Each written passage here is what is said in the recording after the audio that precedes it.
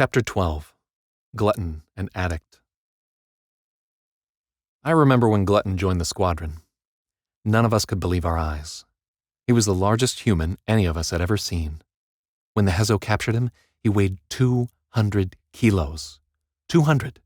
I can't even imagine how much wheeling and dealing it took to sustain that mass. Even more impressive, Glutton had somehow survived his training flight, burying 39 normal-sized people. His skin hung off him in sallow flaps, and his eyes had retreated into dark pits. I tried to be his friend, but he wasn't interested. It hurt my pride, even more so when Addict came along. Addict was supposed to be the last, before Toucher died and we got saddled with Murderous. Addict and Glutton were thick as thieves at once. They could not have looked more different. Addict was born on Anubis Station.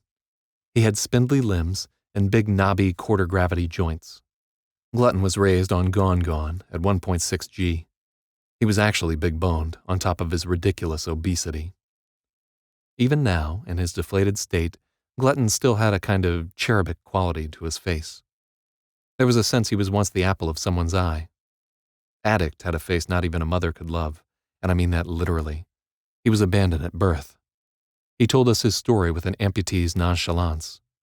He smoked that person away long ago. Addict had been alive less than 48 hours when Anubis Station security found him whimpering in a compost chute.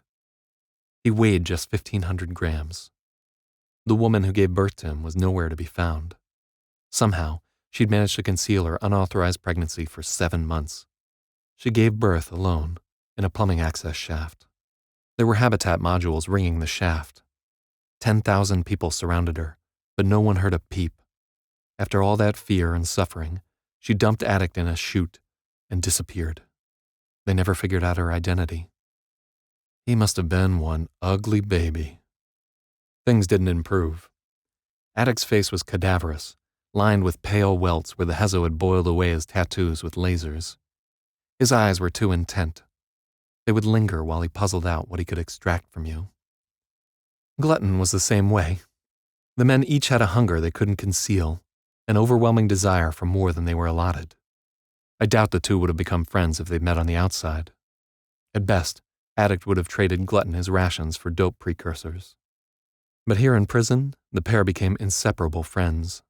They chattered every instant the drills weren't around. If we split them up to separate tasks, they would pout and do such poor jobs the rest of us would wind up redoing their work. Eventually, we gave up trying to change them, just like every other person in their lives before us. Addict never stopped talking, and Glutton absorbed every word like a second helping of dinner. They always talked about the same things, getting high and eating. Addict had an endless chronicle of the dirt he'd done to stay high, intercepted shipments and waylaid couriers, plundered stockpiles and ginned up prescriptions. Glutton had just as many stories of angles he'd worked to get extra food. He could turn a single sandwich ration into a one-man banquet with an afternoon of wheedling. He'd eaten all kinds of things the rest of us could only dream of. Live crawfish, preserved iceworm, real beef, wild fruit. It hurts to even consider how much disappeared into Glutton's gullet, how much was shot up Addict's arms. If those two somehow managed to escape, I'm certain they would immediately return to gorging and getting high. But there was no danger of that. Their flight scores were terrible. I could only hope they would execute Addict first. I didn't want to lose my wager with Pirate. We were in the 8th training course now, and starting to look more and more like actual pilots. Even Murderous could pull off most of the basic maneuvers. I'd mastered them all, and I wondered why.